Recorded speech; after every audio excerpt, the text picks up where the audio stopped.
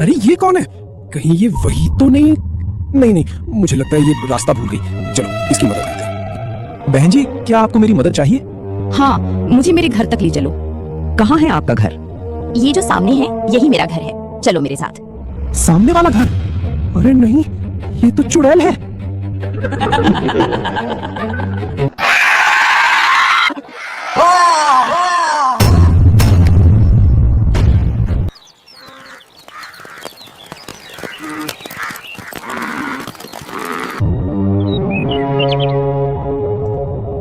कल रात को वो चीखने की आवाज सुनी, उस घर ने तो पूरे गांव वालों को दुखी कर रखा है। हाँ भाई, कल रात रमेश को घर आने में देर हो गई। सुबह उसकी लाश मिली जंगल में।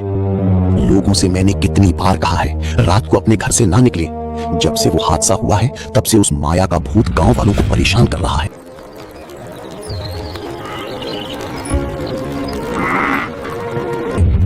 ओहो, आज तो देर हो गई, रात होने को है। जल्दी घर जाता हूँ इससे पहले कि रात ज्यादा हो जाए। रामू अपने घर की तरफ निकल पड़ता है। सुनसान रास्ता, घना जंगल। चलते चलते उसकी नजर एक औरत पर पड़ती है जो बिल्कुल चुड़ैल लग रही थी। रामू पेड़ के पीछे छिपके उसको देखता रहता है।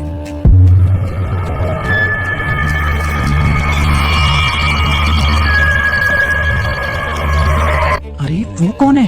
कहीं वो भूत तो नहीं? ये भगवान मेरी रक्षा करना।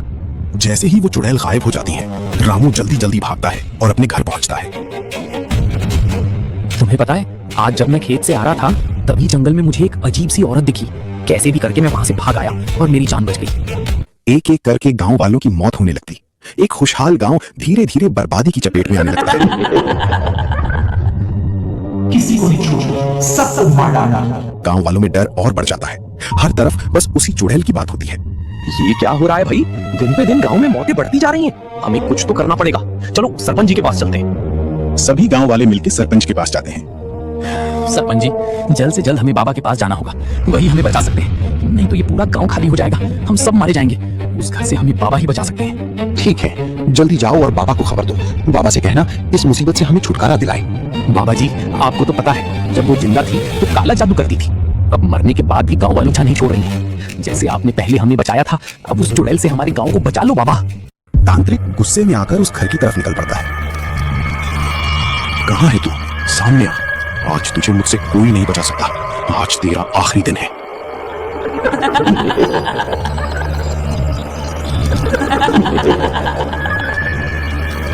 बंद कर अपनी ये हंसी।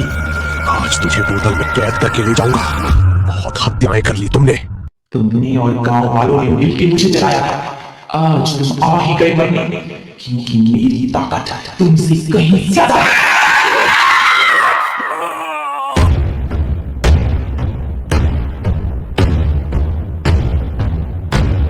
मनोज भागता हुआ सरपंच के पास जाता है। गांव के बाहर नाके पर तांत्रिक बाबा को लटका के मार दिया। लगता है वो चुड़ैल और भी ज्यादा ताकतवर हो गई है। अब क्या होगा? अचानक किसी के चलने की आवाज आती है। तभी एक महाराज आते हैं। मैं इस गांव के पास से गुजर रहा था तो मुझे महसूस हुआ कि इस गांव में कुछ अजीब सा है। कोई आत्मा है इसमें। जी महाराज जी, एक आत्मा ने सारे गांव वालों को परेशान कर रखा है। एक बाबा थे जो उस आत्मा को पकड़ने गए, उनको भी उसने मार दिया। ठीक है, जैसा मैं कहता हूँ वैसा करो। भगवान सब ठीक करेगा। रात को गांव वालों को जमा करके बाबा मंत्र पढ़ने लगते हैं उस आत्मा को बुलाने के लिए। तभी वो आत्मा आ जाती है।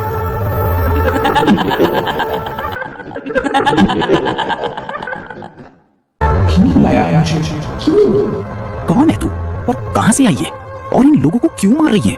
क्या चाहती है तू? इनमें से किसी को नहीं छोड़नी, सबको मार डालना, सब मरेंगे। ये देख रही है, जब तक मेरे हाथ में है पवित्र गंगा जल है, तुझ तक पहुंचते ही तेजाब बन जाएगा।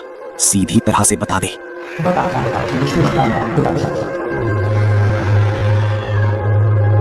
बहुत साल पहले घने जंगलों से घिरे एक छोटे से गांव में माया नाम की एक सीधी साधी लड़की रहती थी। उसके माँ बाप मर चुके थे। वो छोटी सी थी, तब से लेकर बड़ी होने तक गांव में अकेली रहती थी।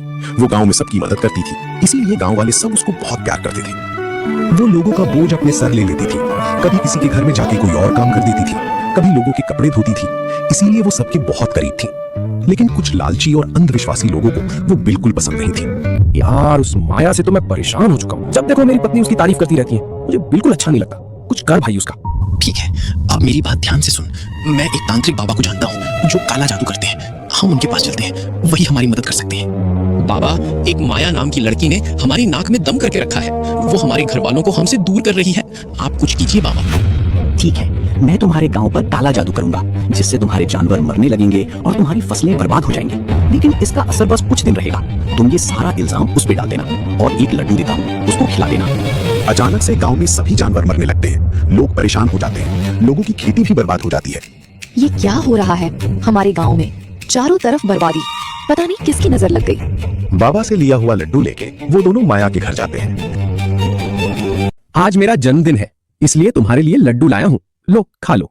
रामू और राकेश गांव में जाके सबको माया के बारे में भड़काते हैं। ये जो हमारे गांव में हो रहा है, इन सब के पीछे माया का हाथ है। अगर विश्वास नहीं होता तो चलिए मेरे साथ। वो काला जादू करती है, हमने खुद देखा है। लोगों को विश्वास नहीं होता है, इसलिए वो खुद देखने उसके घर चले जाते हैं। तो ये है तुम्हारा असली चेहरा? हमने तुम्हें इतना प्यार दिया और तुम ये सब करती हो? बड़ी शर्म की बात है। नहीं, मैंने कुछ नहीं किया। ये सब क्या है और कहां से आया मुझे नहीं पता। मेरा विश्वास करो, मैं बेकसूर हूँ। कुछ नहीं किया। ये सब जो हम अपनी आंखों से देख रहे हैं, ये क्या है? पूरे गांव को बर्बाद कर दिया, ऊपर से झूठ बोल रही हो। तुम्हें इसकी सजा जरूर मिलेगी। जला दो इसको और इसके घर को। ऐसे लोगों की यही सजा होनी चाहिए। काला जादू करके पूरे गांव वालों को मुसीबत में डाल दिया। जिंदा रहेगी तो पता नहीं और क्या करेगी। आगे बढ़ो और जला डालो। पूरे गांव वालों ने मिलके माया और उसके घर को जला दिया। वो रोती रही, चिल्लाती रही, लेकिन किसी ने नहीं सुना।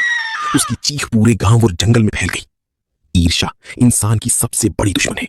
रामू और राकेश की ईर्ष्या ने एक भोली भाली लड़की की जान ले ली। मैं चीखती रही, चिल्लाती रही। मैंने कुछ नहीं किया, लेकिन किसी ने मेरी नहीं सुनी। ये सब मेरी मौत का तमाशा देखते रहे। मुझे माफ कर दो, गलती हो गई मुझसे।